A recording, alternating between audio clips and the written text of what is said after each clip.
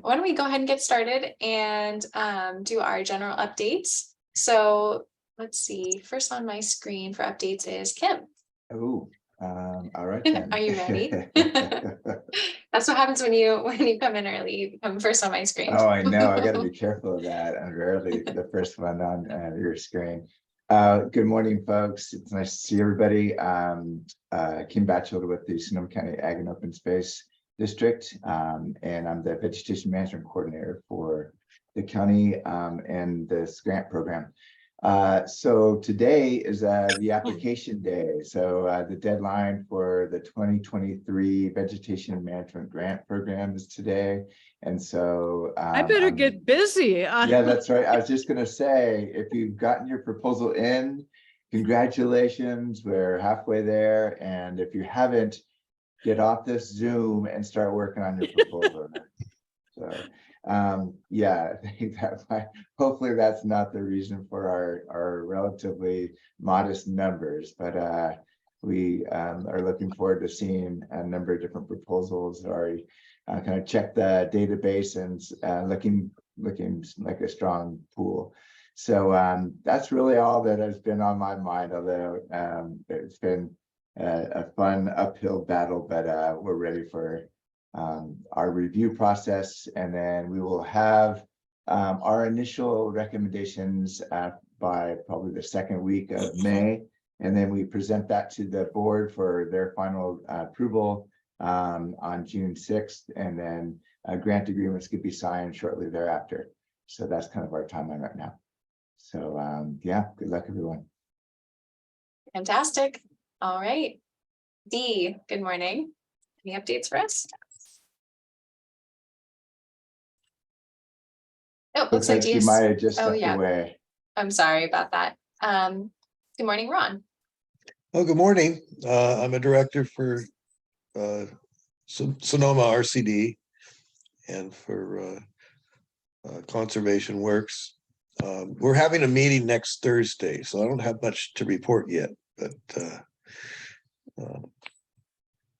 I met with Jill 2 days ago with the Guala River Watershed Council.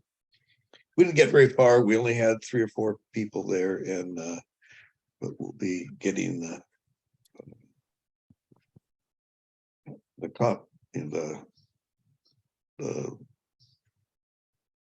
evaluation of the Guala watershed and associated North Coast. Later on.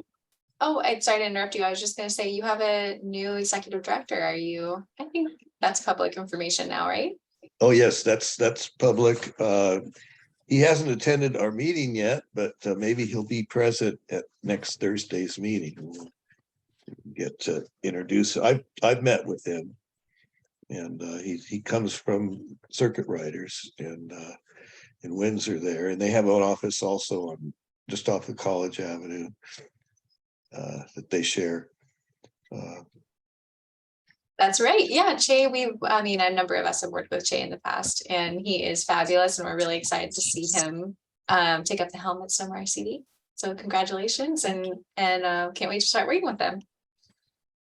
Yeah, I did talk to him a week ago, and he's ready to start, and he's kind of like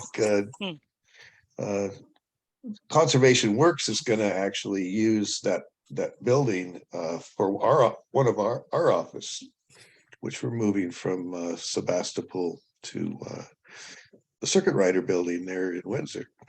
Oh wow! So we'll be sharing with Circuit Riders. Oh great, that's awesome. So we're moving in May 1st. So I've been there many times, but it's been a while since I've been in the building. So yeah, lots of changes. Yeah. Well, that's great. All right. And Dee, I see you're back. Do you have an update for us this morning? Oh, and you're on mute.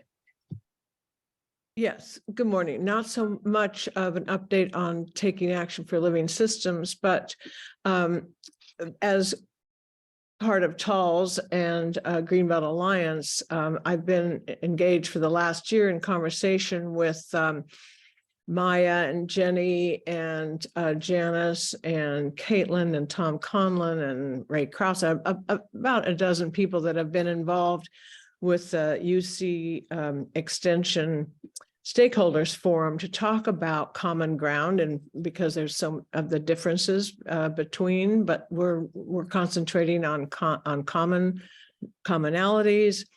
And Sashi is no longer going to be running that, or UC Extension either.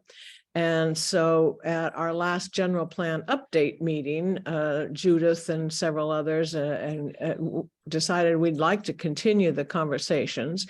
And so Tom Conlon, Caitlin, myself are putting together the first of 2 meetings, an agenda and schedule, so that we can continue those conversations. They were very important, fruitful, and brought a lot of agreements and disagreements to light, but the conversation, that's what you have conversations about, trying to find commonalities.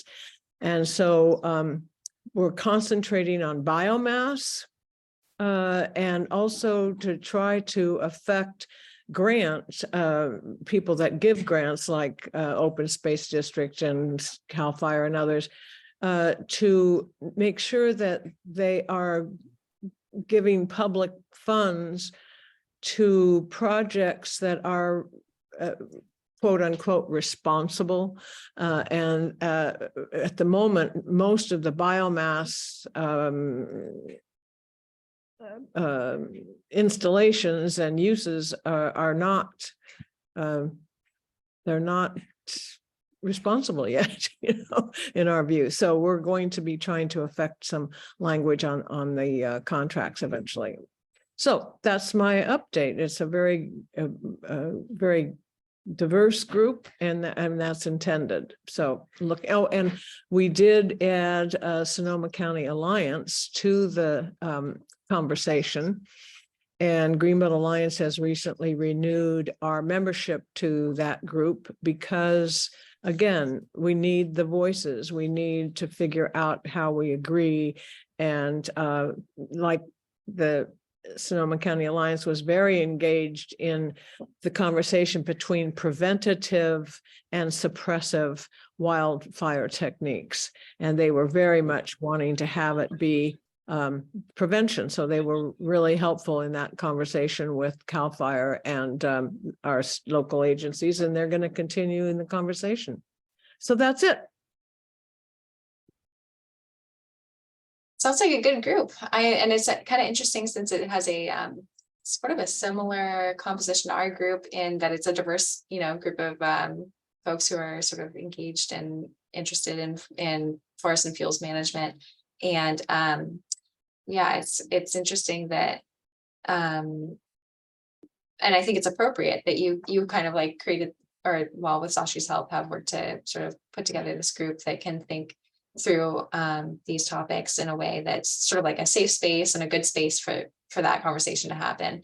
And I would love for you to, keep us abreast of what you guys, are working on and what conclusions you come to, or what conversations you're having. So, yeah.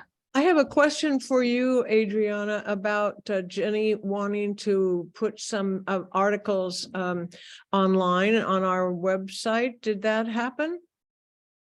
She has been talking to me a bit about and by talking, I mean, I got one email from her about our biochar resources on the website. And I think you and I should talk more about that, because I want to better understand what she'd like to see changed on the website. Well, she wants to add some articles, or, and she's, I think I was on the same email as you, and I'll be brief, that she put like, a dozen articles up for, up for looking at and seeing if we wanted them. So I'm glad that you're continuing to talk with her, because it's important, because she doesn't see us as more than one-sided, this group. Oh, interesting. Okay. Thank you for bringing that back up. I'll circle back on that with her. Okay. All right. And let's see who's next. Thanks, Dee. Molly, how are you doing? Sure. Good morning. I'm doing okay. Reminder to folks, I've met just maybe once or never before. I'm Molly Ocean. I'm the climate resilience engineer at Sonoma Water. Our main relevant updates are that our wildfire resilience planner is live and no longer password protected. So we're super excited to be sharing that with folks. We've had some preliminary meetings, including Eric, I'm not sure if you were there, but with others at SEC who are fired up about the application of the tool. So we're excited and available for meetings with potential tool users or people who have a need for, and again, should step back and say what it does. So the tool, which I just put the URL in the chat, is meant to do at a landscape scale. So looking broadly, what Cooperative Extension's Fuel Mapper tool does at a parcel scale. So it's really meant for people taking a broad look at the landscape to say, where are our assets, and then to overlay wildfire hazards on top. So it has the Tuckman Wildfire Hazard Index and kind of, I think, just about any asset data set you could imagine across the county. And you can kind of customize the assets as a user. So you can say, I care very much about aquatic ecosystems and not as much about structures, and use that to get a sense of where those things are concentrated within your study area or across the whole county. And a really nice report pops out at the end to give you a sense of those assets at risk, where they're located, what the sort of proportion of different veg types, and it does sync directly with the fuel mapper. So you can use the Wildfire Resilience Planner, which is this landscape tool, to look broadly at the landscape, get an idea for some specific parcels of interest, and then from there flow seamlessly into the fuel mapper to take a closer look at those parcels that you've identified as being important for action, presumably. So yeah, just we're really excited about it. We think that there's a lot of folks in this community who could make use of it. Gonna reach out to you, Adriana, to talk about sharing it out at the conference. I was gonna say next month, but in 2 months. And we're yes, Tess, that would be awesome. I can also follow up with you with a explainer blurb. For the recording. Tess just asked if I could put it in, if she could put it in the Old Ridge newsletter. So yeah, and we're really available for kind of one-on-one consults if people are feeling like they need some more orientation to the tool. We are building out some story maps to help kind of give a sense of what the tool does and some case study uses of it to help guide new users. But if it's new to you working in that type of GIS environment and things are confusing, our team would love to be useful in helping get that into folks' hands. So I'll put my email in the chat too. And yeah, thanks so much for the opportunity to share that update. Nice to see everybody. Yeah, thank you for coming. That's great. We had heard from I think it was Deanne and Susan a few months ago, kind of as the tool is getting developed. So really excited to hear it's launched, and would be curious to see those case studies, the story map, and just kind of learn more about it, how people are using it and how you guys suggest that we use it. So if you do want to send that explainer, that would be great. We can also share that out through the Sonoma Forest listserv to all the members here, and then folks can spread the word from there. Okay, I'll do that. I have your email, Adriana. I'm not sure I have yours, Tess. Could I send it to Adriana and it make its way through, or Tess, drop yours in the chat? Yeah, for sure. I'll just drop it in the chat right now. Okay, sweet. Thanks so much. Thank you. Great. All right. And Jill, are you there? Love to hear from you this morning. Good morning, Jill Butler, representing Wallala River Watershed Council. And not a lot to report. We plan to start monitoring work next month. There have been some need for postponement because there's still areas where the river is high enough to be blocking access. And let's see, I got a little update from Jason Wells on the Gualala River Collaborative Project. There'll probably be another meeting towards the end of May. You know, him and Judy and some other folks in the work group are also part of that effort. And Jason is trying to get up to speed on a lot of the research and data that's existing for the watershed, and figure out where we're going with this management plan update and start planning for the public outreach. Getting input from the locals on what they see as the needs and directions. I think that's about it. That's great. Do you, Jill, think that at some point we might have, or that the project would be ready to share like a little presentation with this group, or maybe further down the road? I just, I think it's hard for us to attend those meetings, and maybe not even, you know, we're not maybe even necessary to attend, but I'd love to see kind of what progress you guys have made, where everything's headed.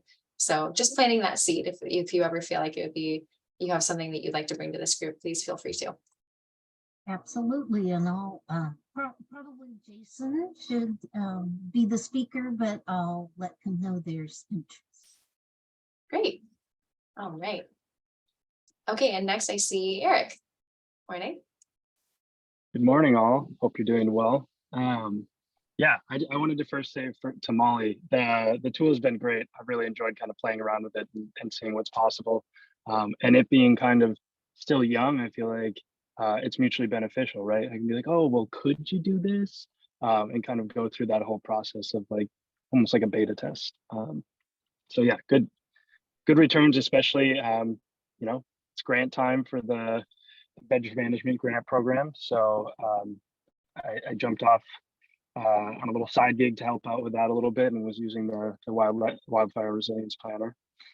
So yeah, right now, Sonoma College. Oh, I should also say, for those who don't know me, I'm representing Sonoma Ecology Center.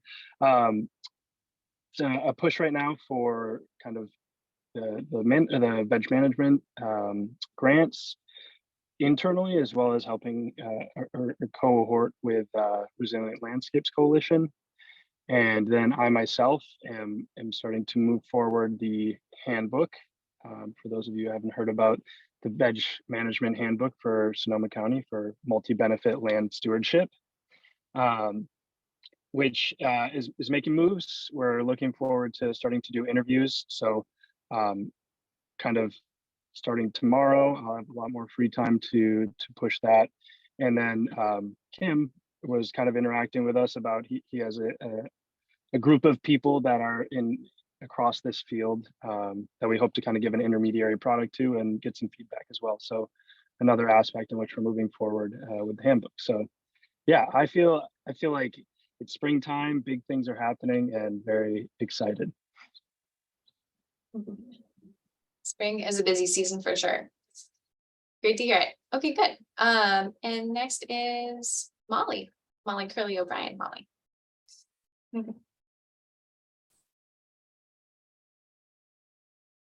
And Molly, you're on mute.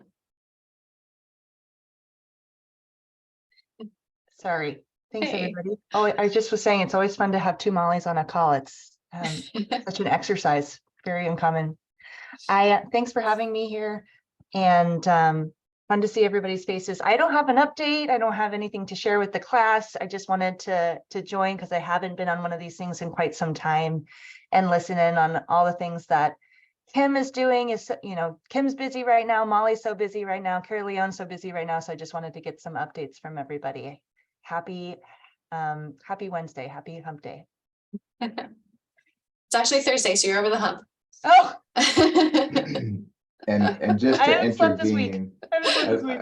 I was waiting for critical mass, but happy application deadline day. Everybody who's not on the call is working on their application right now. Oh yeah. Oh yeah. But good to see you, Molly. Really great to see you and have you here. And hopefully this serves as a good sort of like place for you to get caught up with a couple things. And yeah. Great. Next is Shanti. Hi, everybody. I think you just jumped on, so hopefully I'm not rushing you. It's okay. So I have a confession. I'm actually looking through wildlife camera pictures on the other screen, but I'm totally listening to you guys. So I haven't been on one of these calls in kind of a while, and just Sonoma Land Trust has a lot going on in terms of our Living with Fire focal strategy of our strategic plan. And I can't really speak to all the work happening in the North County and the Knights Valley and Sonoma Valley because I'm working on the coast, but we're working at a really fast pace to try to implement projects as part of the Sonoma Valley Wildlands Collaborative. A lot of our partners here on the call are a part of, but on the coast, we just finished our biggest shaded fuel break project yet, and it's at Pole Mountain at Little Black Mountain, contiguous with the Muna's Ranch's shaded fuel break, and it's a priority for Cal Fire because it's a ridgeline ranch road.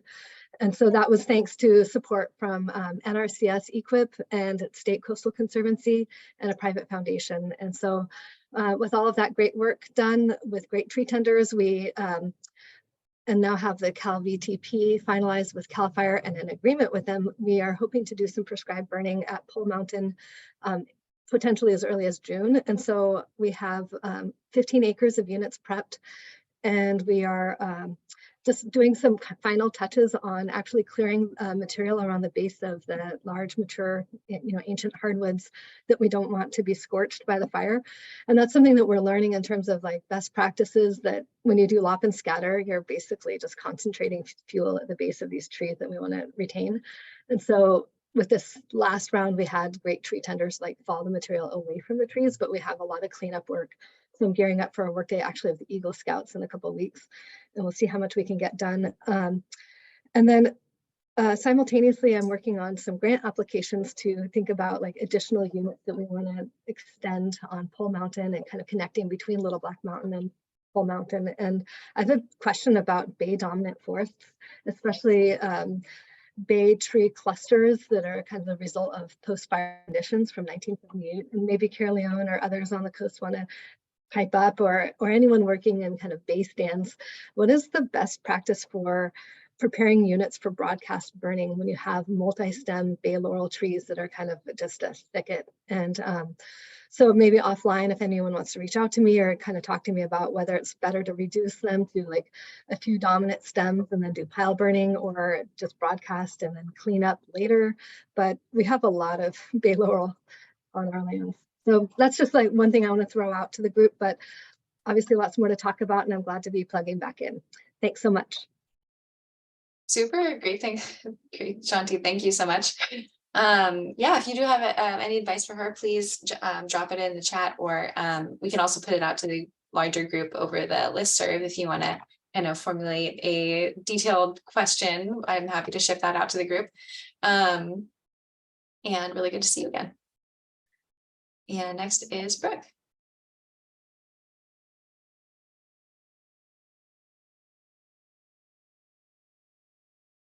Good morning, y'all. Brooke Edwards, Sonoma County Regional Parks. A few updates for everyone. We are just about to kick off hiring for our summer, fall, and winter fuels crew. So we will be sending out job announcements for our park aid position, which is kind of an entry-level technician, but they will be doing field work, primarily fuel reduction, pile burning, prescribed fire. So we're gearing up for that whole endeavor. Hopefully we can bring on at least 4 park aides to help in that work. We also will be hiring a park ranger assistant, kind of weird wonky titles, that's the government system. But basically that position, the assistant position, would be kind of the field lead. So helping in fields reduction work, doing all the logistics on the ground, scheduling, all of that good stuff. So kind of in charge of that fields crew.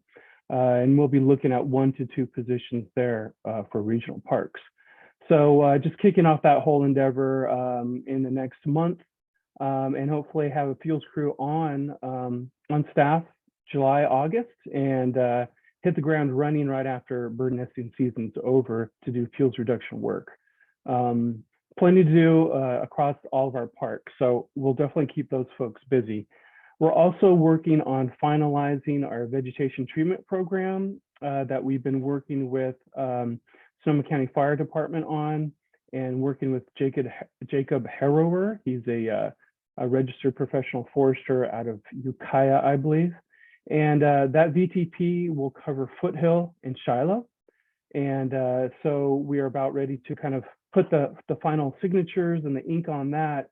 And then we'll have in place VTP to continue our fields reduction work in Shiloh and Foothill. In fact, there's a possibility that we might have some broadcast burns in Shiloh this spring and summer, kind of focusing on some of the grassland Medusa Head areas. So to be continued on that one. And then also, I don't know if you've heard, but Jen Stanfield, a colleague of mine at Regional Parks, has moved on to the Wildlife Conservation Board. She was really a pivotal member in the Sonoma Wildlands Collaborative, working with Sonoma Land Trust and ACR and all the groups in that area. She's moved on, and so for the time being, if you have any questions about the Sonoma Wildlands and any of those projects, you can send all those questions to me, and I'll either take those on or hand them off to my boss, Hattie Brown. But we will be filling that position and staffing up. And so we'll definitely continue working in that Sonoma Wildlands Collaborative. And in fact, we're teeing up a couple projects in Sonoma Valley Regional Park and also Calabasas. So that's a quick summary of what's on our plate today. Great, good to hear it and great to see you. Thanks. All right, I think we are all the way. Oh, actually, Tess and Caerleon. Sorry, things have moved around a little bit on my screen. Go ahead, Tess. Hi, I don't have much of an update. Oh, well, first, hi, my name is Tess. I am an AmeriCorps Fellow with the Gold Ridge Resource Conservation District. Yeah, I don't have much of an update, just kind of continuing working on our RCPP grant through NRCS and kind of starting up our forestry outreach, working with some landowners. Oh yeah, I guess kind of an announcement is that Gold Ridge just got a grant from NRCS for to expand grazing with the North Coast Soil Hub. So that's pretty awesome. And yeah. Nice. Yeah, and to piggyback on that, I think Tess has given some updates in the past about our other NRCS grant, which is the RCPP funding, focused on resilience in forest and grassland landscapes throughout the 5 or 6 county area. I can never remember. It's Sonoma, Mendocino, Napa, Lake, Solano. Okay, and maybe it's not like 6 or YOLO. 7. It is YOLO. Lake and YOLO. Okay, good. It's a long list. It's like what we call the North Bay, but it's funny. I don't really, I forget that like the eastern part of the North Bay is also the North Bay.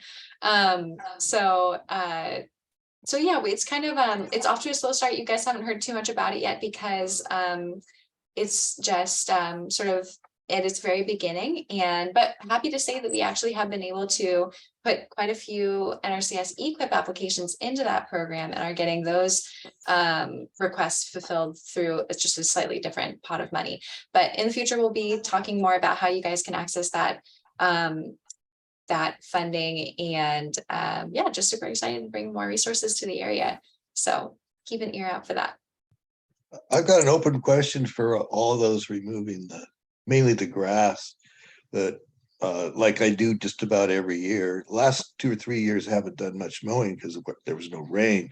There wasn't much grass growing, but I found this year that there are branches all over the place. And if you got any kind of equipment, you got to stop, pick up the branches and stuff.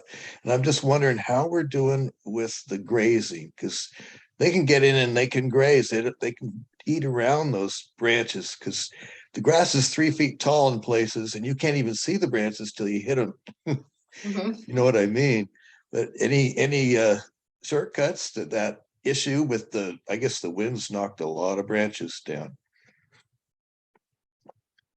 Yeah, I don't think I have a great answer for how to, I mean, I think grazing is a good option for those who have a site that's appropriate for it. But I don't know, does anyone else have any kind of insight to this? It's really good exercise. Keeps My us all poor young and back. moving. Yeah. Bend over, There pick up. are a lot of sticks out there in the grass. I'm experiencing the same thing. So I'm just making a pass through while the grass is still short to throw those on my burn pile. And then hopefully I won't have as many when I have to get the weed eater out, but it's going to be a rough year for fuels management near homes and outside of that area too. It's just going to be a lot of work this year.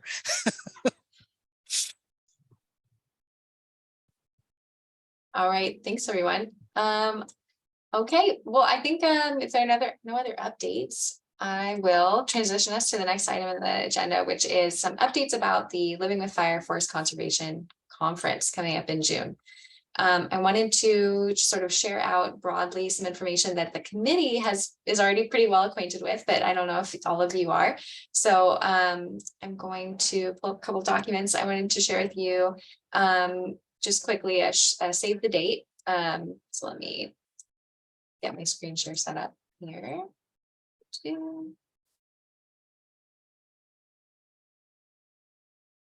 This is to save the date that you, oh, here it is. That I have put out through the listserv, and will encourage you guys to circulate, especially to your partners who you think haven't been, haven't heard yet.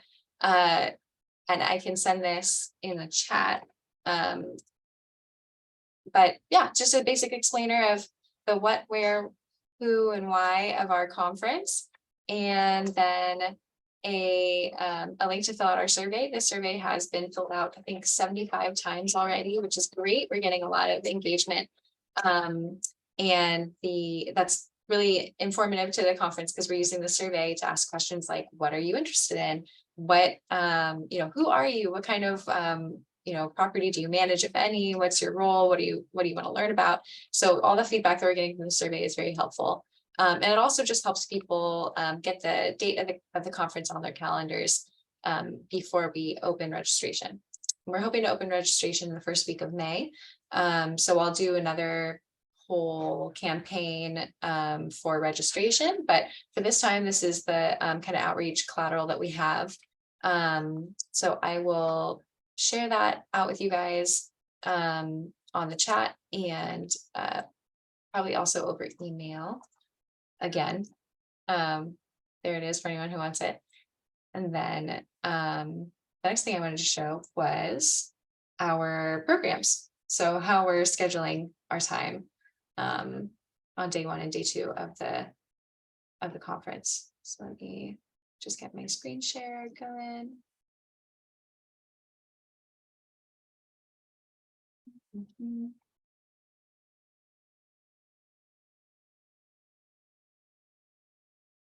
Okay, so hopefully you can see this and it's not too small. But you also have links to these documents in the agenda in case you'd like to just go into the document yourself.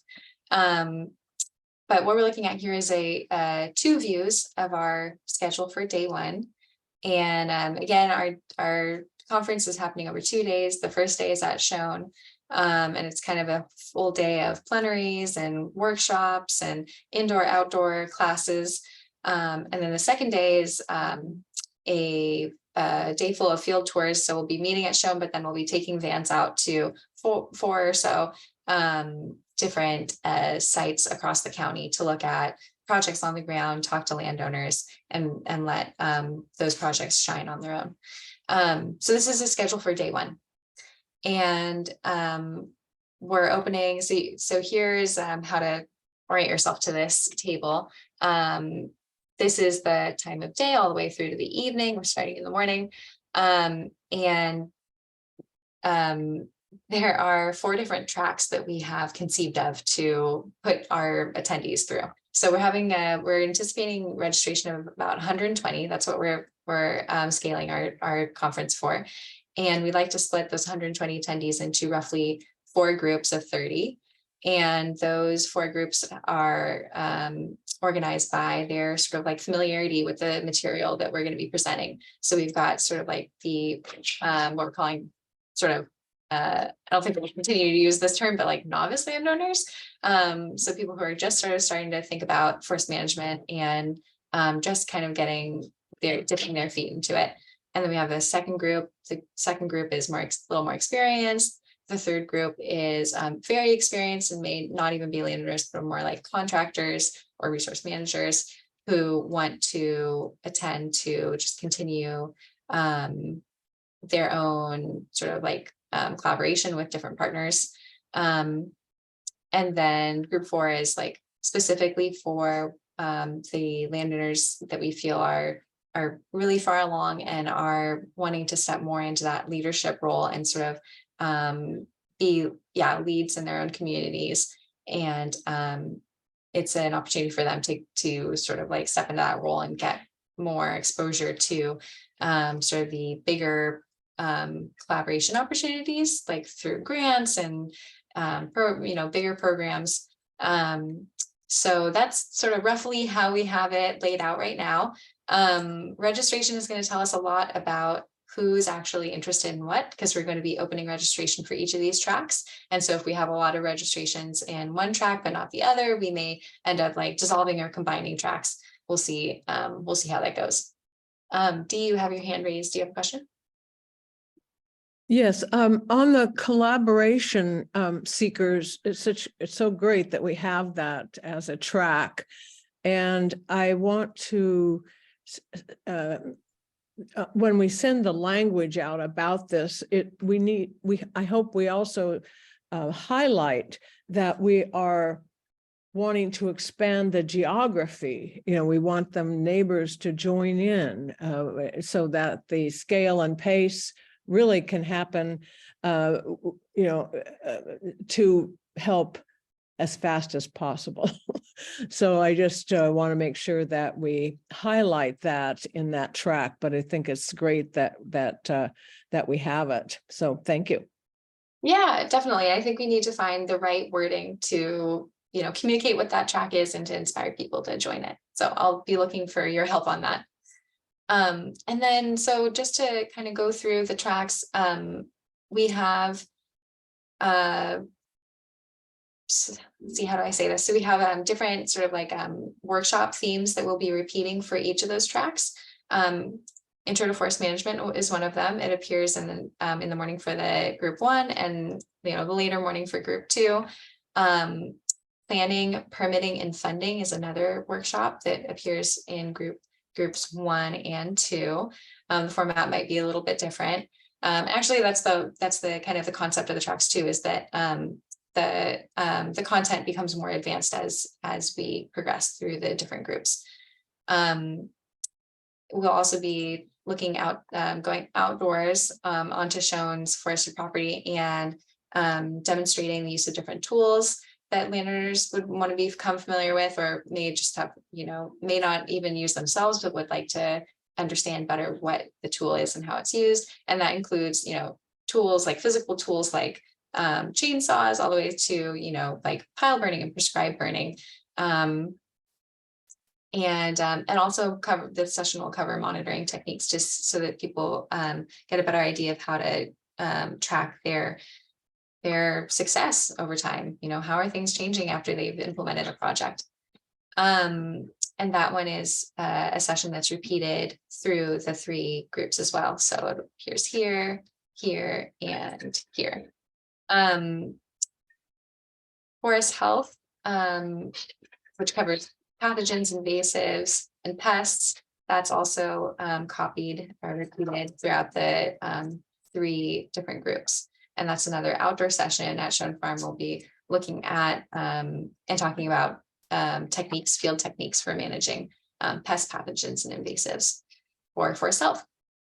And then this track 4 is a little bit standalone, although we do welcome people to, you know, float in and out as they want to. The morning is really kind of an open time where people can go around partner tables. So we'll have space for partners to table, and something that's, I think, going to be really fun about the partner tabling session is that not only will people have their sort of like their brand and their like, you know, usual things that they put out at tabling events, but we'll also kind of give everyone every partner table a tag for their table that says like, you know, come talk to me about this. Like if you're really curious about, you know, XYZ, come talk to me about that. So I think it'll make it very engaging for the attendees to know, like, if they have a question that they're holding on to, oh, there's someone I can go and talk to about sudden oak death, or there's someone I can go and talk to about hiring contractors or something. So this will be sort of like a free form, just open tabling. And then the afternoon, we'll have us these 2 sort of like special sessions, lessons learned from successful collaboration and funding for multi-property collaboratives. And again, like, you know, if folks feel like, oh, I'm not really that interested in one of these tracks, I'm much more interested in this, they can float on into it or out, either which way. So that's the morning and afternoon. We're also gonna have catered lunch. We'll have some kind of light catered breakfast in the beginning.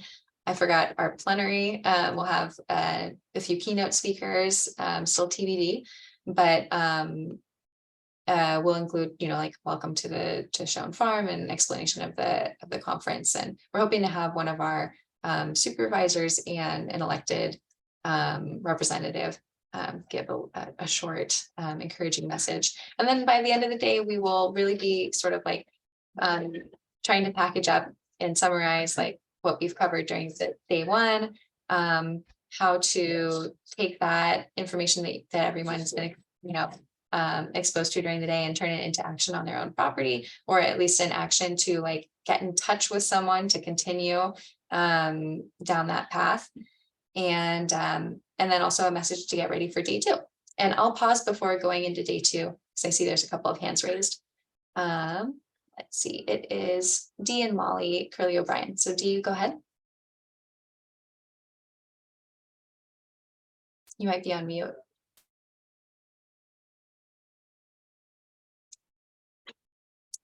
I'm not hearing you if you're talking, Dee, I'm sorry.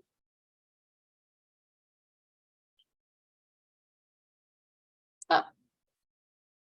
And okay. I lowered my hand, sorry. Oh, got it. Okay, no worries, no worries. So it's Molly. Adriana, good job on this. Good job to you and your team for doing this. I love the different groups. I love the color coordination and the thoughtfulness behind making sure that these teams are getting the information that's most relevant to them. I'm curious, and I'm sorry if I missed this, but I'm wondering if there's abstracts going to be submitted for these presentations, if you have speakers identified for all of these different discussions and what that planning looks like. Good question. So we're at that stage right now. So we've identified our kind of session leaders for each of these who are going to take the responsibility of developing the curriculum, is what I'm calling it, and the speakers for each of the sessions. And so those folks are just now starting to reach out to speakers. We are trying to keep, so in some sessions we have just a few speakers, maybe just 2, kind of like, I think for forest management, we're working with Brianna at Shone Farm and Marshall Turbeville to talk about, you know, forest and fire history and ecology and management techniques. And I'm thinking that the 2 of them will probably be able to cover it, you know, no problem. For planning, permitting, and funding, Sashi's leading that one, and she's thinking of doing a kind of more of a panel with sort of like lightning rounds. We weren't sure if we wanted to do lightning rounds for both the group 1 and group 2 are slightly different, but that is going to be a panel of probably closer to 3 or 4 people, emceed by Sashi. And in the tools demo and monitoring basics, we're handing that one over for the most part to Shone Farm because they've got an amazing tool cache, and they already have a lot of sort of education built around that topic. And for forest health pathogens and invasives, we're working with Steve Swain and Jason Mills to tackle that one. And if they want to bring in some additional speakers, totally great.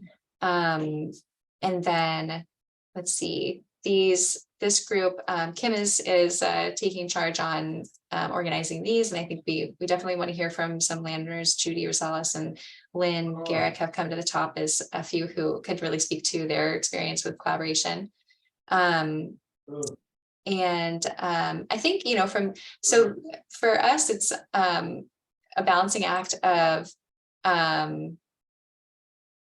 having a manageable amount of speakers. So when we were first conceiving of this whole thing, we were like, oh, so-and-so can talk about this and so-and-so can talk about that, and we can bring in this person.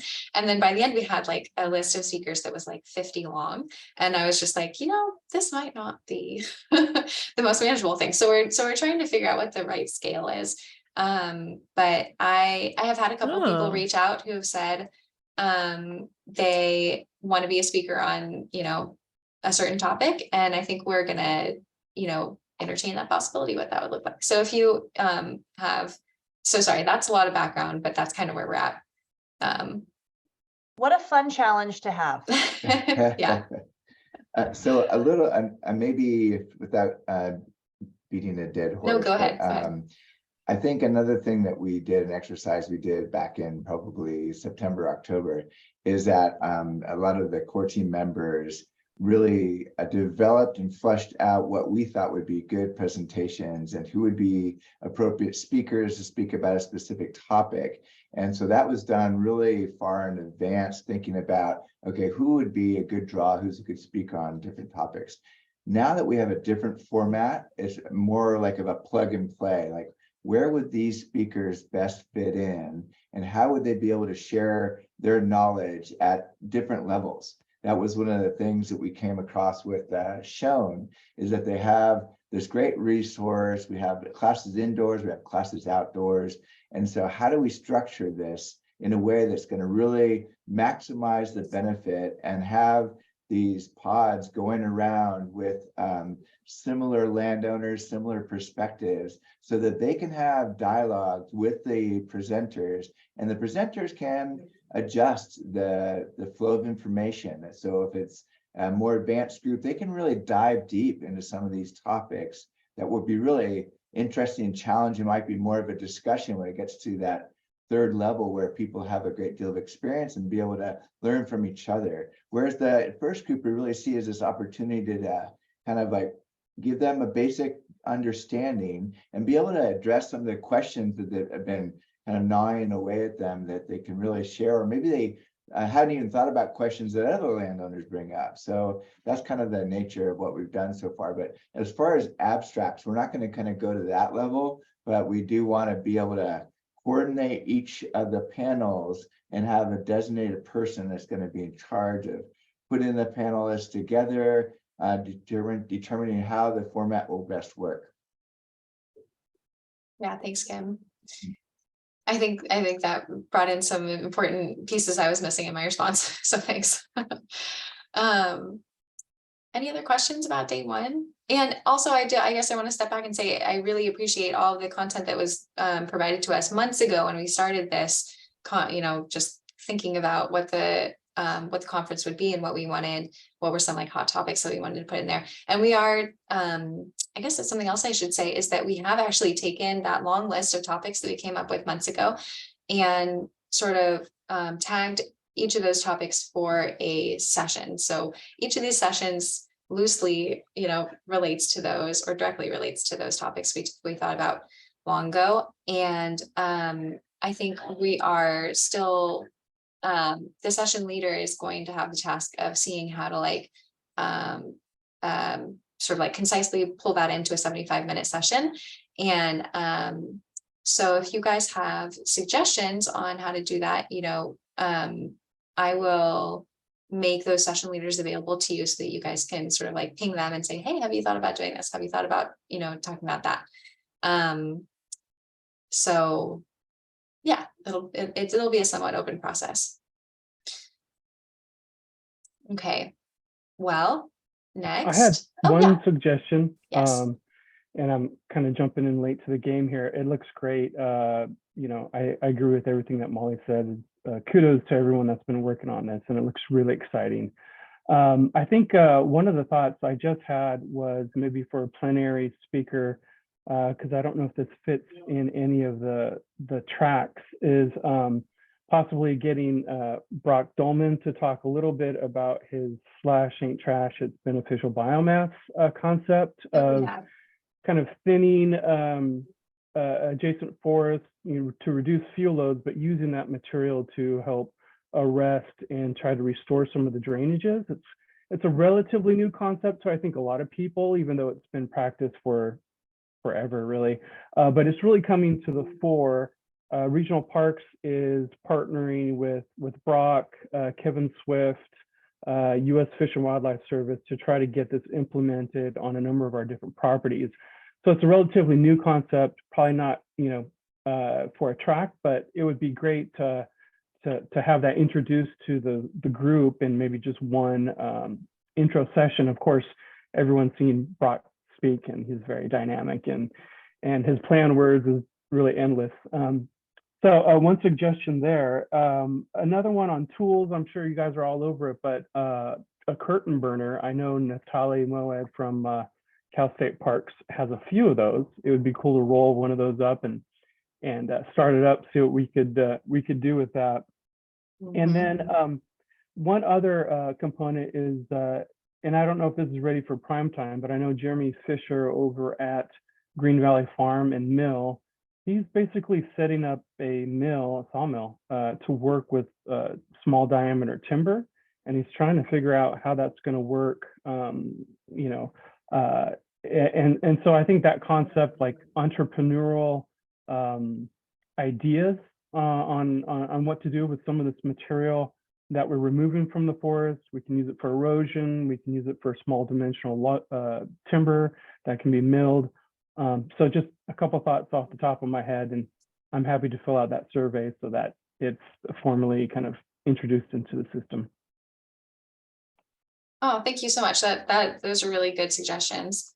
And I could see us easily plugging those in. I mean, I think even Brock's talk about biomass gully stuffing could be something that we talk about in the either the tools demo or maybe the forest health session. But yeah, I think that's like really good material for an outdoor one of our outdoor workshops. What was I going to say? Oh yeah. And we've considered going to OAC as one of our demonstration sites. So I'll talk about that soon when we go to day 2. Yeah, the air curtain burner, I would love to reach out to him. I think that has been floated in our conversations. So that's great. And then, yeah, Jeremy talking about biomass uses. Actually, Green Valley Farm and Mill is another day 2 site that we're considering. So he'd have a whole, forum for that. But I think pulling that into day 1 would be good too. So thank you for bringing that up. And Dee, are you ready? Yes, I just want to say that probably the biggest challenge we have for this conference is getting landowners, and especially the new ones that we haven't gotten in touch with yet, to join to come to the conference. So I'm going to be pitching that as much as possible, especially to groups who have really lovely mailing lists and such, and their websites. So I just had to put a plug in for getting our landowners there of all diverse sizes and types and colors and everything. Okay, thanks. Yeah, 1000%. I totally agree. And we need to get, I'm anxiously working with our coordinator to get the registration open so that we can start, really putting that out to all of our partners and their listservs. So thank you for seeding that idea too. I've got a suggestion.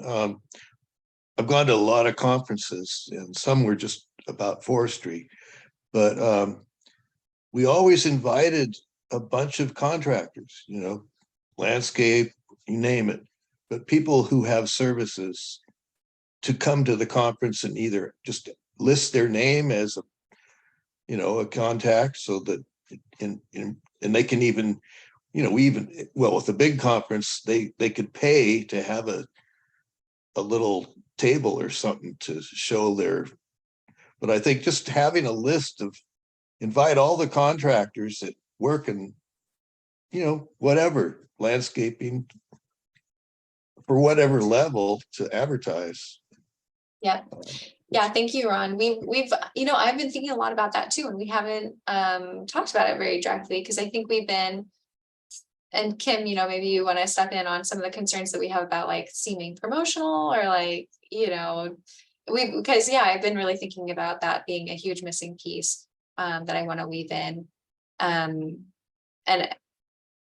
yeah, we also have some space limitations too. So we're kind of trying to figure out like how many people can we fit in on Shone Farms, like kind of small campus.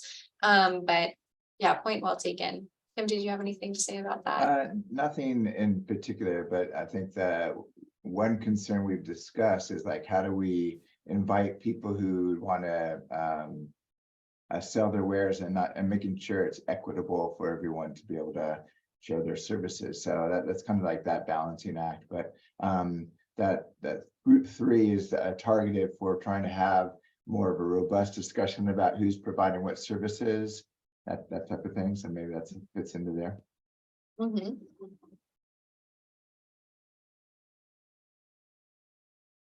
Yeah. All right, any other comments? Great, we will move on to the day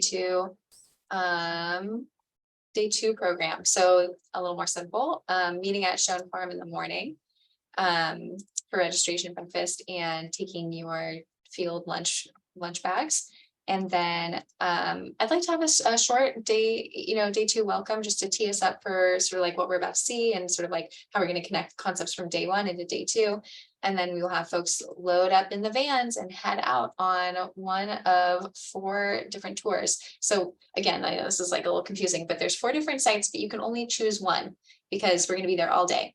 So one group will go to Pepperwood, one group will go to Saddle Mountain, one group will go to Coast Ridge, and then I would like to pitch then that the 4th group goes to both Green Valley Farm and Mill and Chickasaw property, the Ranch of Bodega, because they're sort of geographically in the same place and they're not very far from Shone Farm, so the travel time's not too bad. What we would be seeing at each of these sites, there's a lot of overlap, but there's also some great differences between them. So Pepperwood will be showing off sort of like Pepperwood's site for one, but they're also going to be showing kind of like 4 different management, 4 different fuel management techniques. So one is no management. We can go and see sort of like what the no management zone of their mixed hardwood forest is. We can see what thinning with lob and scatter looks like with no follow-up treatments. We can see what thinning with lop and scatter and pile burn or broadcast burn looks like. And we can see what it looks like with after a wildfire. I think those are the 4. I might be forgetting some little nuance there, but it's basically like 4 different scenarios. We can walk through each of them and sort of talk about the pros and cons, which I'm really, really excited to do because it's a great demonstration of how the no management approach is a management decision. You know, if you're deciding to do nothing, let's see how, you know, how that looks compared to doing something, a little something, a lot of something. And I think it's going to be useful because we are really trying to talk about no management as a management decision, and helping people think about, you know, when that's appropriate and when there might be risks associated with that. And also kind of show, I think Pepperwood's great at just trying things out. Like that's their philosophy, is we just try things out and we see how it goes. And so they've been doing a lot of experimentation, a lot of monitoring, and without going on too long, it just Devin's really been holding this piece for us, and Michael, their preserve manager, of like, you know, it's not gonna you're not going to ruin everything if you just try something out. Like, it's okay. Try something, a practice in one part of your property, see how it goes. Try something else in a different part of your property, see how that goes. And, it's going to be okay. So, because I think a lot of our attendees will feel a little bit nervous about doing the wrong thing, and we want to empower them to just try things. So that's sort of the theme for Pepperwood. Kim, do you want to speak a little bit to what might be the theme or the themes plural of Saddle Mountain? Yeah, and so Saddle Mountain represents a really strategic location for CAL FIRE. And prior to the glass fire in 2020, there was a fair amount of coordination to try to figure out a series of shaded fuel breaks across that property.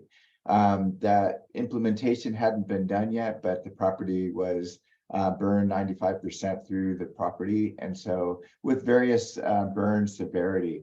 So Monica Del Martini, our fire ecologist, has really spent a lot of time thinking about restoration versus future burn units, and has worked with a number of different consultants to lay out a plan where a series of burn units have been established and treatments have been done to prepare those sites to be able to do prescribed burning in the future. And so there's a lot of lessons learned here as far as how to manage a landscape to that level.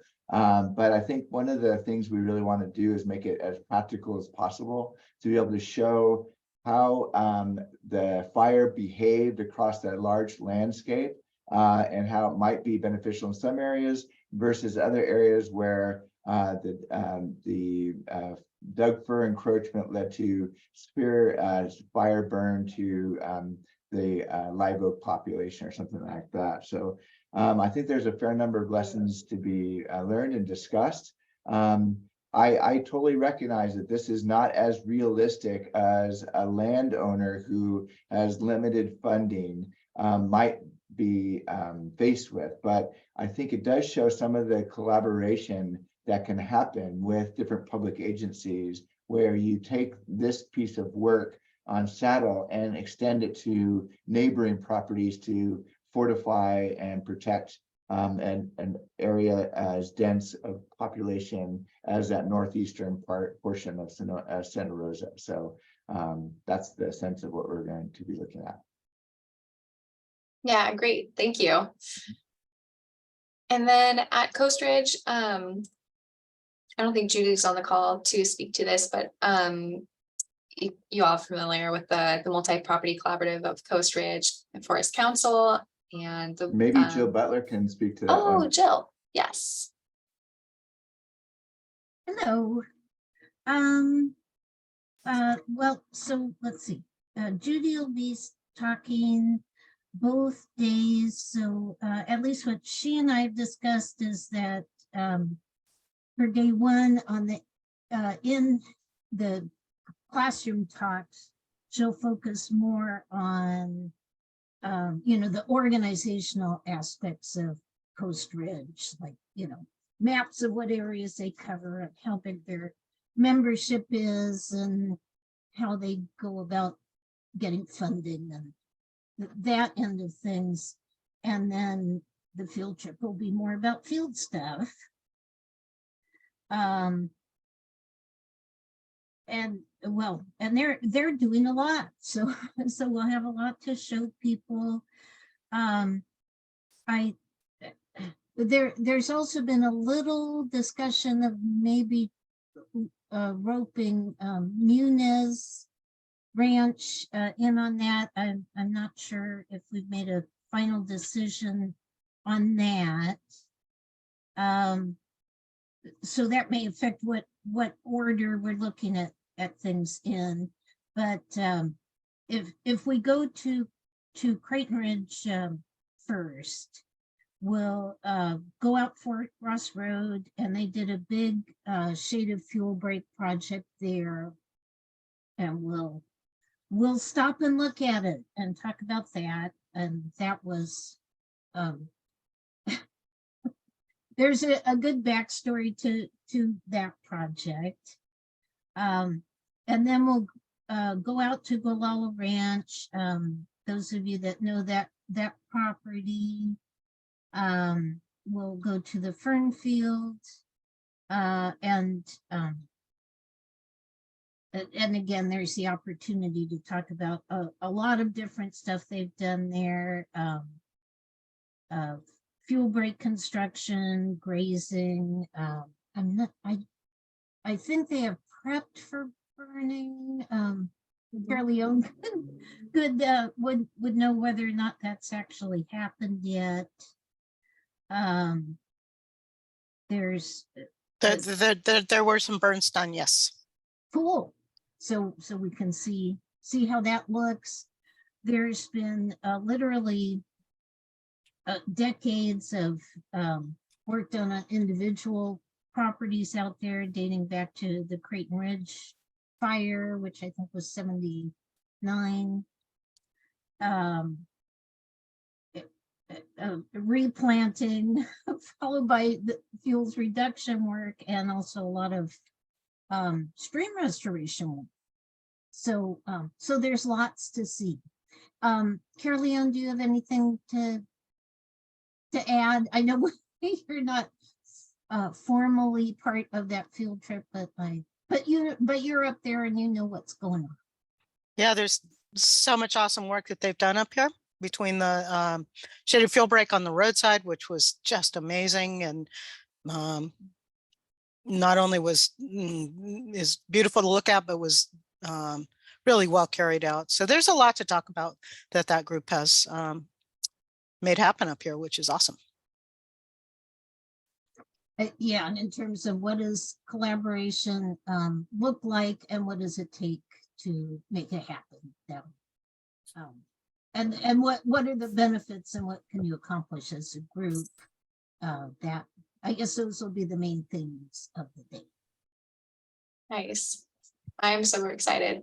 That's gonna be great. I wish I could go to all these tours. Maybe I can find a way. Dee, you have your hand raised. Yeah, to that point, Adriana, I would hope we could have somebody at each of these days or each of these tours to officially take some notes and maybe even photographs, assign somebody to do that, because we can't go to them all, and they all seemed so amazingly important and critical to let people know about it, more than the few people that can go on the tour, because maybe we can even put something up on the website or something. So that I'm just putting in a plug for something like that. Totally. I think we need to figure out how we're going to capture that. I think having a volunteer at each of those tours taking photos is a minimum. And we are having our film crew go and do some snippets at least, I think, 2 locations. They're going to kind of do like a morning and then an afternoon, but only 2 of them out of 5. So we will be missing, things, unless some people can just like take out their smartphone and start filming little snippets, which I totally support. Yeah, we need to find some way to capture what's being said and what people see, and then share it out later. So we'll continue to think about that. Any suggestions are totally welcome. This might be a long shot, but I was just thinking maybe there might be some media students at the JC or something that could put their knowledge and skills to work.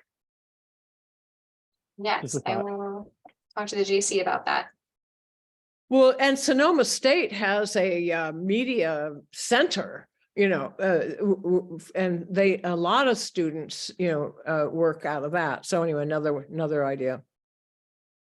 And on the front of volunteering, just having our members go and like attend and take notes and take pictures, we are going to be, I'll be coming back to you all with a sign-up sheet for different volunteer roles. So if that's something you'd like to do, keep that in mind. So then lastly, I'd like to split the 4th tour into a visit to Green Valley Farm and Mill, and then one to the ranch at Bodega, since they're both kind of close, Creighton and Bodega. And what we'd be seeing at Green Valley Farm and Mill at that tour would be hosted by Tamara Costa and Jeremy. I'm forgetting Jeremy's last name right now. But they have a working farm. It's a vegetable farm, and they also have cattle. And they also have a good forest portion of the property. And in the forest, which is where we'll spend most of our time, they had a small wildfire, I think a year or two ago. And they will talk about their experience of having a wildfire on site, and how they have, I think they'll probably talk about what that event was like, what suppression was like, and then how they're going to be using that burn scar as the beginning of a new kind of treatment unit. So they've worked with a forester to write up a forest management plan, and part of that management plan is going to be prescribed burn, and they're going to they are and have been building line around that unit so that they can burn it again in the future. They also, of course, have this mill. So this that's another whole side of their property. Apparently it's a historic mill that they're revitalizing for modern times to take in small diameter wood. It's really like kind of activity fuels from other properties, fuels management projects. So when people are taking out pole-sized trees, what do we do with those pole-sized trees? Well, you can truck them down to the mill and have them made into fine furniture. So Tamara and Jeremy will be talking about that project and how to get engaged. They also have a, I don't know if we'll have time to see it, but they do have a creek restoration project on Green Valley Creek, which is another activity that forest landowners might be interested in. So that's Green Valley. And then down at the ranch at Bodega, that's Jake Sewell's property, his historic family property. I think he's third generation there. So he'll talk about his family's history on the ranch, and how they have been doing active forest management for generations. His take on it is a little bit different. He's doing pile burning, prescribed grazing, mushroom foraging, raising, a variety of animals and his family. So I think that'll be really fun to listen to him and tour his property. All right, I think I'll cut us short here because I'm already starting to dig into Caerleon's presentation time. But I wanted to give you guys this just sort of an overview so you know what we're doing. And yeah, just open the door for comments. So thank you all for your comments. I was going to show you our outreach plan, but I think I'll hold that until next time, because basically the most important thing for you guys to know about outreach is that we're building registration, and we're starting outreaching to speakers and partners to table that. So you'll probably be pinged for one or all of those things in the near future. And yeah, so keep an eye out for that. All right. I'm going to stop sharing and make it so that you can share your screen, Caerleon.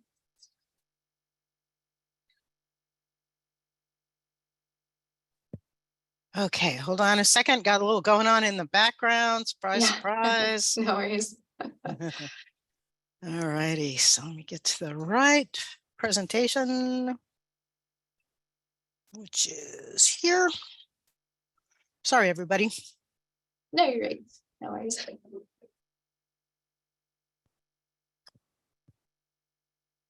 All righty, there we go.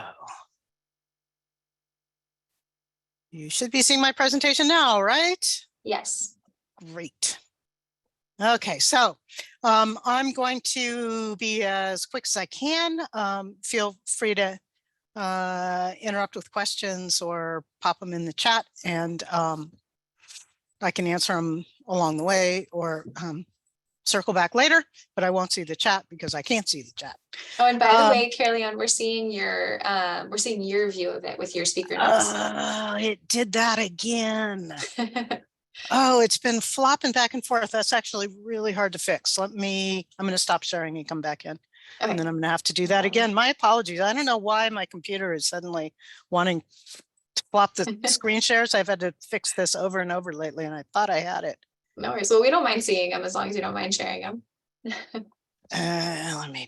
Let's try to be like moderately professional. That's perfect. Okay, share again, and I'm going to share screen 2 now, which is actually fine because that's where I want to go anyway. Okay, now you're seeing still the same thing, right? No, you're looking good. That's Okay, great. thank you. Yeah. I wanted to really briefly give a run through on the CWPP, and the project entry portal is mostly what I'll be talking about. Thanks, everybody. I know some of you have heard about this way too many times. First, briefly, the CWPP was part of the 2003 Healthy Forest Restoration Act, and the overall goal was to encourage collaboration between residents, groups, and agencies from federal down to local levels across the country as people came up with projects to do wildfire risk reduction of any sorts. It addresses both vegetation management projects and defensible space and structure hardening. There are only 3 requirements. It has to be collaborative, it has to identify projects, and it has to address structure hardening.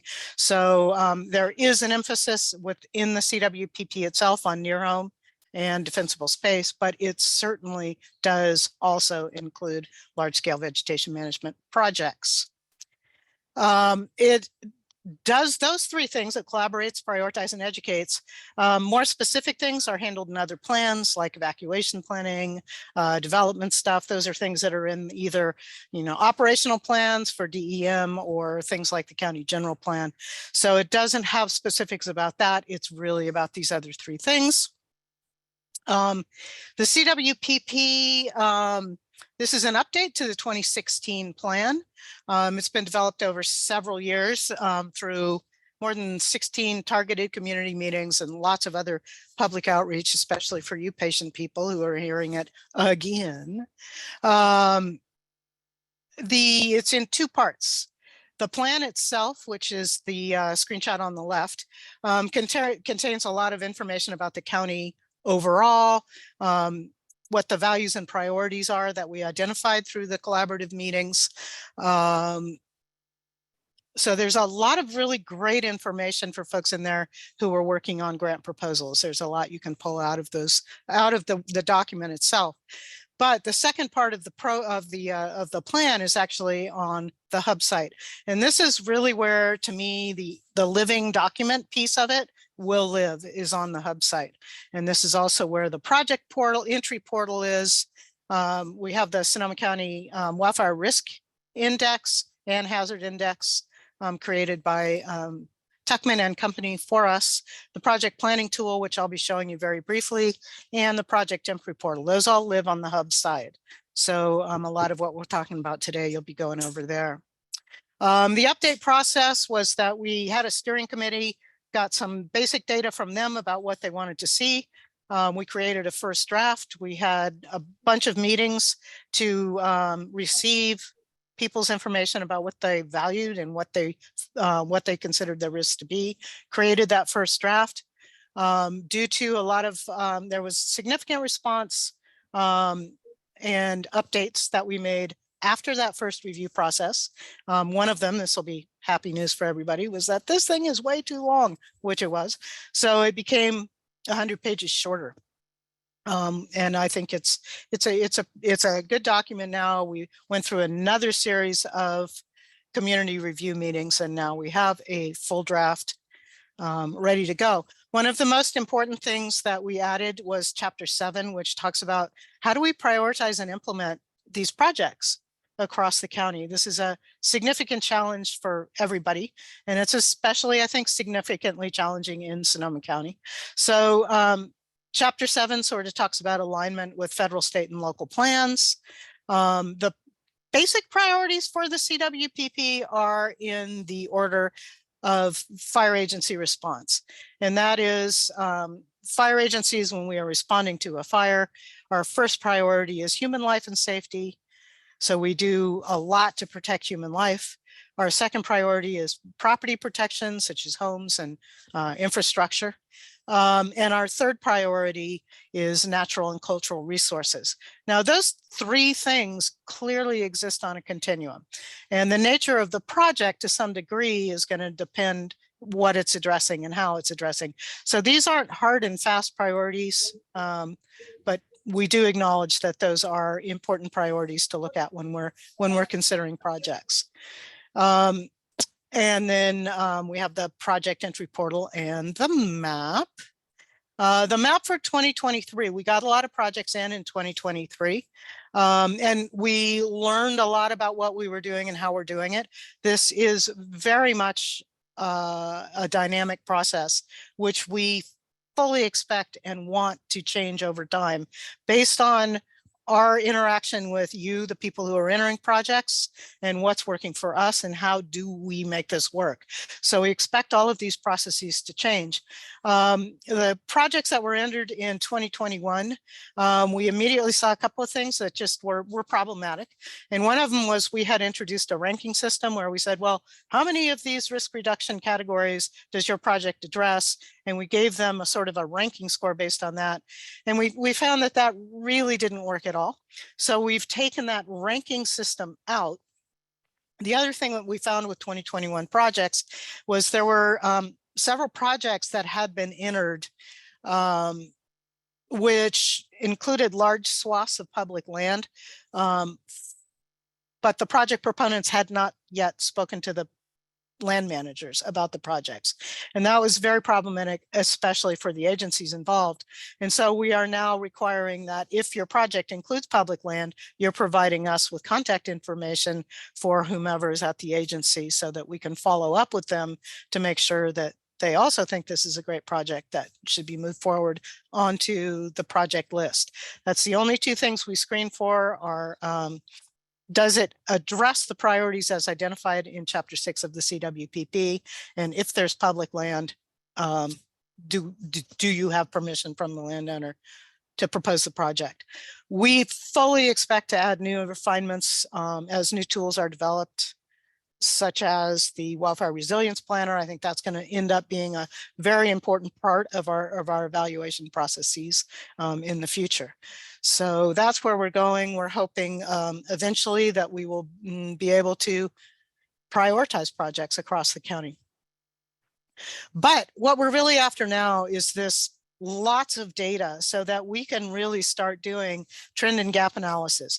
How many geographic areas are overrepresented? So are there areas where we have 10 projects doing pretty much the same thing, but no indication that the 10 project proponents have talked to each other? And could we make that a much stronger and more fundable proposal by getting those people to collaborate together on a more cohesive, larger project? Or are there areas that we know are at really high risk that nobody has written projects for? And who do we reach out to try to get those rolling forward? What's the proportion of large scale fuels management projects versus projects that address defensible space and structure hardening? Or and are access and functional needs, disadvantaged low income populations being addressed in these communities? That's increasingly important. The governor's task force indicated in the action plan that they recently came up with that one of the things they really want to see is an increase in local and regional government's capacity to build and maintain a pipeline of forest health and fire prevention projects. So that is also what we're trying to do. And what that does is that positions us to have this list of projects that, should funding fall out of the sky, and it's starting to do that, we can start encouraging the project proponents to find the funds to implement those projects. So what we want is lots of projects. Please do enter them into the PEP. Ultimately, this process is going to encourage collaboration. We're going to build in this is a great project, but they need a little help. to make it a really great project. So we'll build in that pathway to technical assistance through programs that Ag and Open Space is developing and Fire State Sonoma. And ultimately what we'd love to lead to is prioritization of projects on a countywide scale. So that's where we're going with the project entry portal. So I'm now going to jump off. And I'm going to have to stop share and reshare so I can get to the right screen this time. And we're going to jump into the tools and kind of run you through how it is to enter your project into the PEP, which we're really hoping is easy. We've revised these tools with that in mind. Share. We got it, right? Mm-hmm. So this is the hub site. So this is where all of these tools live. And there's all kinds of information on this front page of the hub site, including this is where we'll be talking today is on these two tools. But here's the hazard index. These community base maps are awesome. There's a map in there that really identifies all the ridge tops. And so for project planning, there's a lot of awesome tools on here. We're also putting announcements that are popping up. Here's Kim's program, or the program that Kim manages, or which is here. So you can click through to there.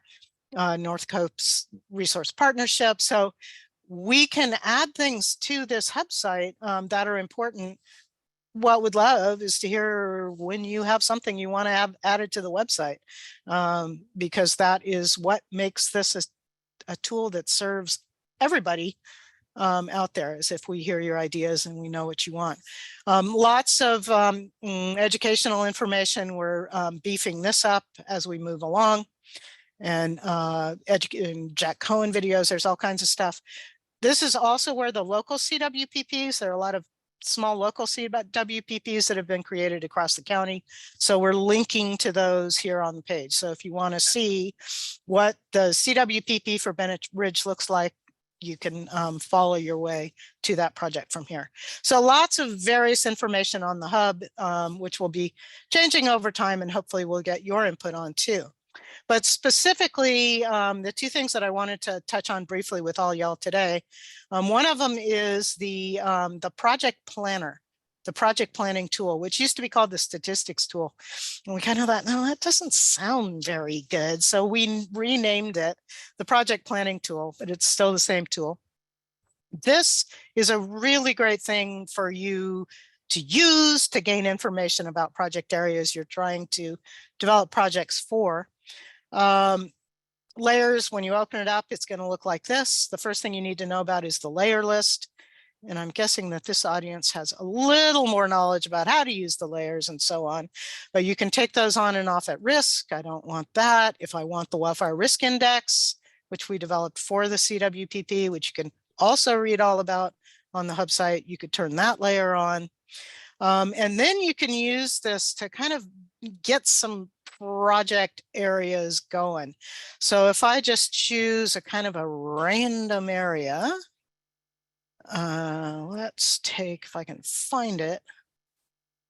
I had a great one that was off of West Side Road that I did the other day, but not sure that I can get there as quickly as I want to. There we there. Here we are. I found it. So if I wanted to do a tool, a project, which is in this area. So right now I have the project layer list, public parcels. So I'm seeing public parcel. These are where all the public parcel lines are. And I have the WRI on. So if I want to actually draw a parcel and get some data about that, draw a project and get the data, the first thing you have to do is go over here to the little exclamation point, punch that. That gives you your drawing tools. You can either do a point, you can use a random tool to draw them, or you can use the polygon tool, which is what I'm going to use. And you see that now, oh, what happened to my parcel lines? They drop off. So I'm going to put the parcel lines back, but I'm going to leave the WRI off for a second. And I'm going to be very slapdash in my project area with this one, but I'm going to grab my tool again. And if we wanted to do a parcel that was, say, here, and we wanted to go over there and up here, and every time you click, you can get a curve in the tool. So you can make this as specific as a project area as you want. And if we grabbed up an area like this is completely random, and now I'm going to double click. And what the tool is now going to return down here are statistics for that area. These are the average wildfire risk index from the CWPP Wildfire Risk Index. These are the averages within a 1 file buffer. These are the hazard index, ember load. So that's a lot of the data that came out of the WRI. Fire hazard severity zones are CAL FIRE's risk designation. And one of the reasons I chose this area is, why is this yellow and this doesn't have anything? That's because the area on the right here is local responsibility area, which until this year, this will be mapped after this year, but right now is not designated by CAL FIRE. So those maps are coming out. That process, CAL FIRE has redone the fire hazard severity zones for the state responsibility areas. They haven't yet been adopted. So these are still 2007. The adoption process, I think, is going to be over by the fall. So come fall, we'll update these layers to have the current CAL FIRE fire hazard severity zones. And after that, at some point, there will also be data for the local responsibility areas, which aren't mapped by them. You also get population statistics, so you can get numbers, how many are elderly, how many are non-English speaking. And you also get, this is super handy, a list of all the APNs, all the assessor's parcel numbers in your project area. So this is a great place to start before you jump off into the PEP. So I highly recommend you check it out.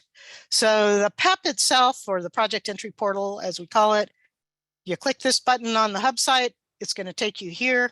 A lot of information about what it is, how it works on the website, but you're going to click on this red button here, and that will take you to the portal itself. Now, what I have done here, and this is a really good hint, is you can't, unfortunately, save it and come back to it later. If you submit, it's submitted. And if you don't submit, you have to reintroduce the information. Since I've been doing this a lot, what I've done is copied everything that I'm entering into a separate document. So I'm just pasting it in so that I can move back and forth through the PEP as I want to. So you can go through it, but once you submit, it's submitted. So I've gone through and pre-filled this so we can run through the whole thing. A lot of about the portal information. There are two types of surveys now that you can use. We have a short survey, which is you have sort of a vague project idea. You haven't really developed what you're going to do for treatments, and you don't really have a budget. And those can be entered. It's a little faster, a little easier.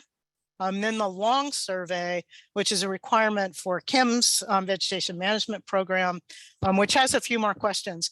We're estimating that it shouldn't take a whole lot of 15, maybe 30 minutes to enter your project into the portal. We're hoping that we hear from you on if that is true. So basic project contact information is here. One of the things that is good to know is that any group can enter this, including individual landowners. If they want to do a large scale fuels project on their parcel, they can describe that in here in either the short or long survey.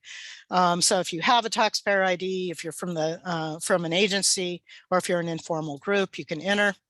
We need contact names and emails for folks, especially for whoever is submitting the project.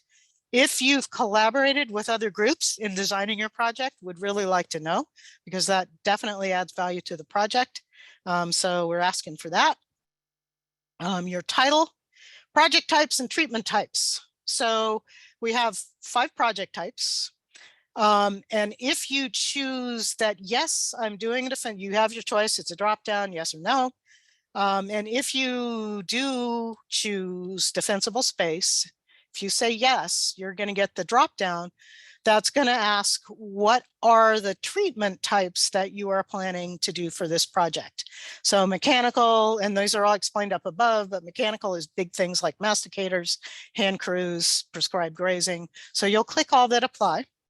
And those are the same gang will pop up in roadside fuels treatment and wildland. And obviously, if you have a wildland fuels project, you may well be using all of these methodologies. And so you can just click all that apply. None of this ranks in any way. This just tells us what you're doing and how you're doing it and where you're doing it, hopefully quickly. Does the project, is it in a burn area? Are you hardening structures? This is a very simple drop down. There is only one question. Does it modify existing structures? So these do change a bit from category to category. Critical infrastructure also has a slightly different drop down set. Community education, we're just asking what you're wanting to educate about. And planning, likewise, if you're doing planning, what are you creating? Are you creating a Cal VTP? Are you doing a Firewise risk assessment? So that's all we want to know there. There is a brief project description, which is 1,000 characters with spaces, which is what this is. If you're one off, you're going to get an error message at the end of the day. So if I do that, I've got a -1 down here and I turn pink. That's because it's not going to let me go forward until I get rid of that one character. So there we go. Roughly 2 paragraphs. Project need is 500 characters, so that's a little shorter. Project cost, this is an estimate. If you have a project cost, you can pick it here. High, and there is actually very high at the bottom, it kind of disappears. And this is a really interesting question because this is a hard thing to do in projects, is how are we looping maintenance into these projects as they're created? And it's a really important piece of the picture that we need to figure out how to do. And so if you have ideas about how to do that, I would love to see them here. Again, this is not a ranking criteria. This is like information, please, right? So please do let us know what you're doing if you have plans.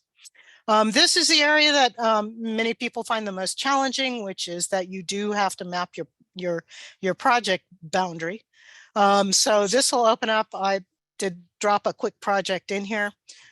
You can use this the bar up here to zero in on your area. Then you can make it a little bit bigger. I put a project in there. If you don't like that project, if you go over here to where your drawing tools are, you can delete that project and start over. So, and all you got to do, again, it's just like the other tool. Click to follow the project areas that you want to follow. One of the challenges that we had in this survey format is that you can't enter multiple project areas in the survey, which is really unfortunate. I found a hack around it, but it's so hard. I'm not even going to tell you what I did to do it. So for now, if you have multiple project areas, enter them in a blob. This is the area where we're treating. And we're working with Esri right now to refine this on the back end. So that hopefully will change soon, because that is a major disadvantage I have found. So that's all you got to do. And once your project area is identified, that's going to shoot information from GIS back into your report on the backside, which will include, is there public land in here? How many structures are there? What's the population? So we get a lot of information off the backside from the project area that you enter, including acreage, which obviously if you're entering a blob, we understand that that may not represent the total project area, but it could represent project benefit. So there you go. Caerleon, I've been giving people the suggestion of 2 options if they have a multiple parcel type of treatment. And for just the purposes of getting it into the portal, maybe highlight the most significant piece of your property that will be receiving treatment. That's great. And similarly, on roadside treatments, those get really complicated in this mapping process. So do your best to highlight the specific road that you'll be treating, or the most significant one that you're treating. And then in your project description, give more detail about where you're going to be doing that work. And we're also really hoping that we can upload shape files. Yeah. Too. So if you already have GIS shape files, we're working on how do we just get those shape files in here so that you've already mapped it. Why have two maps that aren't the same, right? So we're working on the details and expect it to change over time. And again, right now, the PEP and the data entered in the PEP is mostly to create that large data set so we know what people are doing, what they're thinking about doing. That's what we're after. This doesn't have to be perfect. Also, if you're doing a countywide education project, what we're suggesting is that you take the Sonoma County Airport and draw a boundary area around that. That's the geographic center of the county, and use that for your project area for education and outreach. Because the other thing that this wouldn't do for some reason was allow you to put a point in, which is what we wanted for education, but it's a little clumsy on Esri's standpoint in the survey format is what we found. So that may change in the future. So again, we're asking you again, the blue areas on the map are public land. So we do get that data on the backside, but we're also asking you if it includes public land, because that is so important. And if you say yes here, we're going to ask for the contact name of the person that you've worked with and their email, and we will follow up with them to make sure that they're on board with the project as entered. This is a yes/no question. You don't have to say yes to this, but if you have already started working on your land ownership, you can say yes, and then you can let us know approximately what percentage you've already done. This is a really good indicator to us that this project is well along the way, because this is a massive part of any project, getting this done. It's not a requirement. We don't expect that you've done this, because if you don't have funding, often this comes out of your funding bucket. But would love to know if you have that. So that question's in there. These are simply the CWPP priorities as identified in Chapter 6 of the document itself. These are not ranked. I don't care how many of these you say yes to. All you have to do to get in your project listed into the CWPP is your project does one of these 15 things. And you can read down there and take a look at them to see what they all are. To call this a low bar is, this is a very low bar. You should definitely, you're doing one of these things. And if you're not, maybe you're entering a project into the wrong portal. So there we go. Those are all of those. Just click all that apply. And for many of you, many of those things may apply. And that's great, but it is not ranking, which it used to be. So I'm calling that out. Last but not least, please let us know. We won't know really how long it took you to do the survey unless you tell us. So please do take the time to fill out this data. Let us know how it was for you. We're asking for specific questions or confusion, points of confusion, and we do expect this to really change over time.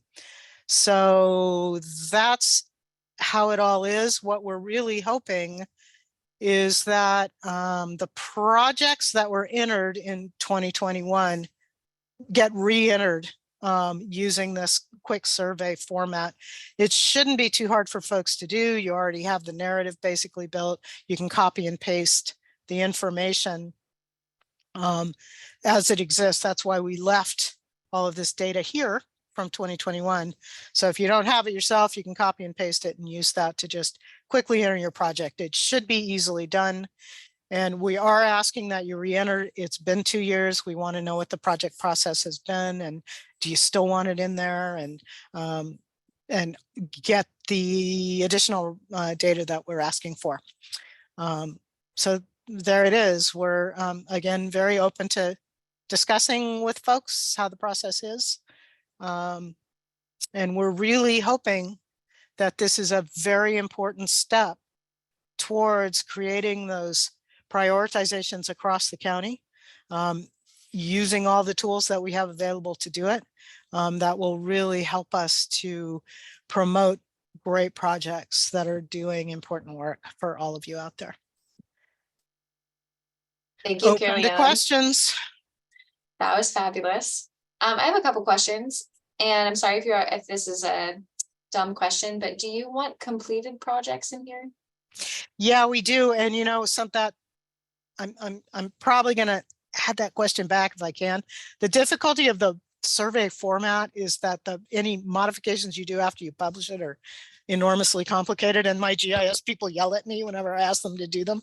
But I did have a drop down in here that my project is concept phase, well developed, or completed. And somehow that fell out before we got it done. So yeah, I would like those in here. Ultimately, what we'd like to do is sort of color code them. So because if your project's completed, we need to start getting those on a timeline for, okay, that project's been done. When does the painting start at the other end of the bridge to get back and do the maintenance on that project? Yep. Because if we're doing projects and we're not maintaining them, a project in Sonoma County has about a 5-year useful life if it's not maintained in some way. So the answer is yes. And give me a ping. Let me see if I can get that question back in there. Okay, yeah, because I was thinking, I mean, if nothing else, it's nice to just know what we've done. You know, there's a lot of work that's been done and a lot of money, and and I feel like, you know, in some ways it's kind of good to show funders like, hey, we're a county that cares and we get shit done. Like, you know, if you fund us, we will do it. So it would be kind of nice just to have like all of that laid out. And then in the same kind of vein, like, there's a lot of work that's being done on private properties through incentive programs through the RCD and NRCS. And I'm just thinking, for those projects, when we map them publicly, we kind of do like a buffer so that you can't see exactly where the project is, but you know the project is happening like generally in this area. How do you feel about something like that? I know it's going to calculate the acreage when you draw the polygon, which wouldn't really be true if we're doing a buffer, but I wonder if you still, yeah, I'm just thinking we could enter a lot of projects if we could be sort of sensitive to their exact location. Right. And should we have one of the things that I'm interested to see is, now that we've opened this up and said, you're an individual landowner, open it up. Are we going to get people putting projects in that are like, you know, mow the grass in my backyard? And I don't think we will. But do we need to have an acreage limit, or and I think a lot of those questions are going to be answered as we see the data that we get in through this process. So it is going to be a lot of learning and changing, and I'm really interested. Yeah, let's chat about that. How big are those polygons typically? Your big The boundary. buffer, I think I mean, in one program we were doing a mile buffer. So it's big, but we could change that. I mean, which, you know, a mile buffer it sort of fits in with the other things we're doing, like the wildfire risk index will give you this polygon, this 100-acre polygon is this, but the risk within a mile buffer is this. So we do use those buffers already. It's not out of the realm of possibility. And because the tool right now doesn't allow for specific project areas, we know that the acreages are exact. This isn't a grant application. So yeah, I don't have any problem with entering those. So yeah, let's get them in there. Yeah, sounds good.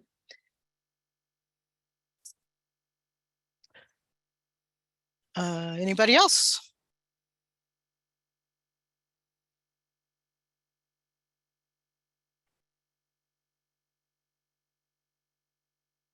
I am going to actually look at the chat, and fine, I'll stop sharing my screen. The reason I left it up is that sometimes I bounce back and say, oh no, that thing's here. But yeah, thanks everybody. Thank you very much. I'm sure I have more questions, but those were the first ones that came to mind. And I'm just trying to, and I think it would be a good exercise for everyone. I sort of wanted to give people homework before this meeting, but didn't get around to really like touching in with you, Caerleon, about what that would be. But I feel like I'd love to give everyone in our group the assignment of like, just list it out for yourself. What are the projects that you think you might want to put in here? And if you have questions about any of them, talk to Caerleon. Like, I don't know if that would be appropriate, but I'd like to just kind of get people like, Yeah, it'd just be think great. about it. I need to And- do that. And two, just so people know, Permit Sonoma has a wildland fuels treatment project going, hazardous fuels reduction project. And when we define these giant areas where the project would address, and then we had to narrow down and find, well, what are the projects that we want to do? This was where we came. We came to the individual, the local CWPPs, and to the project entry portal from 2021 to get that first run of projects to throw into the hopper and discuss. And then we met with, local groups and the fire agencies and so on. And we now have narrowed it down to a list of projects which have been funded on the backside, right? No That's one had to awesome. do an application for those. So this is in everybody's best interest to get the projects in here. It definitely is. That's a huge point of emphasis. And I think that the future is starting with the portal. We hope that eventually all the projects come through the portal. We can direct them to all these different sources of funding, technical assistance. We know what areas are prioritized for different communities, but we don't know if those communities are talking to each other. So yeah, I think it's really going to be a valuable tool. Another question, I guess, Caerleon, for projects that are, so for example, we have a project happening in West County that's, 4 communities are eligible for chipping. That's a big project area, and not, the whole area will not get chipped. How do you handle something like that doesn't have like a super tight geography to it? I'd rather put those in as a point. Okay. Eventually, because this is messy, right? If you look at the old map I was going to share, but I'm not sharing anymore. But if you look at the 2021 map, there are these enormous blobs where people drew these projects that go from, Windsor to the county line on the north, and they kind of make a little bit of noise in the space. Short survey projects, I think we're going to give a different color for that reason, so that those are layers that you can turn off, because I'm guessing that those short survey project entries are probably less specific in their geography and treatment plans. But yeah, these are all things that we're going to need to refine over time, and it's going to require skin in the game from everybody out there who's trying to do this work. And the upside of having some skin in the game and responding to, questions and inquiries that you get is that the CWPP is the federally recognized tool to use to prioritize projects across landscapes. So this isn't just, us making something up that does something. This came from Congress 20 years ago. So we're really interested in using that for the purpose at hand. And so, but to do that, and I'll tell you, most counties do not have this individuals inter projects piece built. I haven't seen anybody else who does that. Typically CWPPs, there's a room full of people and they sit around and they go, we want projects here, here, and here. And those may or may not include the community that we're getting these projects from. So that adds a lot more projects, a lot more vitality, but also requires a lot more skin in the game from everybody out there. So yeah. Yeah, I'm thinking about the time that it takes to do this, and I'm sorry that you have to ask people to resubmit projects, because that's going to be a little bit of a Yeah, bear, I know. but I know. it's necessary. It's got to happen. You know what? They submitted them 2 years ago. Yeah, it's been a while. We're going to ask for updates anyway. It's and I understand, I'm as busy as anybody. And I do understand what we're asking. It's not, but the upside is that you get your project listed in the CWPP. Yes. And, we don't have funding or staff to enter all those projects. If somebody else wants to do that, talk to me. That'd be great. But right now I don't have any, I have no funding source to do that. So. Yeah, we should do, what we could do is in the future, it could be like, there's a week or a 2-week period in the year when it's like project entry week, and then you Right. create all this buzz around it. You get everyone you even open up, I don't know, Zoom rooms for people to collaborate on them and whatever. But it's almost like it's a deadline for a popular grant program. It's the deadline to get it in. Yeah, and we thought about that. Originally, I was going to have like 1 or maybe 2 deadlines, and right now I'm leaving it rolling. For the simple reason that grant programs pop up and suddenly people are going, holy cow, I have to have my project listed in a CWPP to get this grant. Can you get it in there for me? There was a grant that came out last year that I got multiple requests from people saying, I'm trying to write this grant. So that's why I'm leaving it open so we can do those screenings whenever we need to. Projects entered in the portal remain hidden until they've been screened for those basic criteria.